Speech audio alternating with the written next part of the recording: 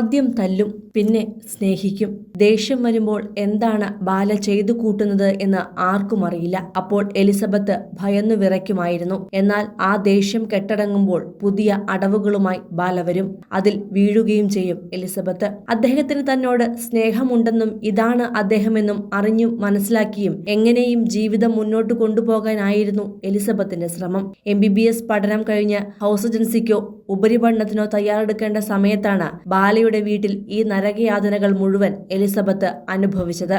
Doctor പഠനം പൂർത്തിയാക്കി entrance coaching നടത്തവെയാണ് ബാലയ്ക്കൊപ്പം Elizabeth ഇറങ്ങിപ്പോയത്. വീട്ടുകാരുടെ ഇഷ്ടമോ വാക്കോ അനുസരിക്കാതെ സ്വയം തെരഞ്ഞെടുത്ത ജീവിതമായിരുന്നു അത്. വിവാഹ റിസപ്ഷൻ നടത്തിയപ്പോൾ സ്വർണവും മറ്റും ബാല തന്നെയാണ് എലിസബത്തിന് വാങ്ങി നൽകിയത്. ഒരു പുതിയ ഔഡി കാറും എലിസബത്തിന് സമ്മാനിക്കുകയാണെന്ന് പറഞ്ഞിരുന്നു. എന്നാൽ ആ സ്വർണം മുഴുവൻ റിസപ്ഷൻ കഴിഞ്ഞപ്പോൾ തന്നെ ബാല ലോക്കറിലേക്ക് മാറ്റി.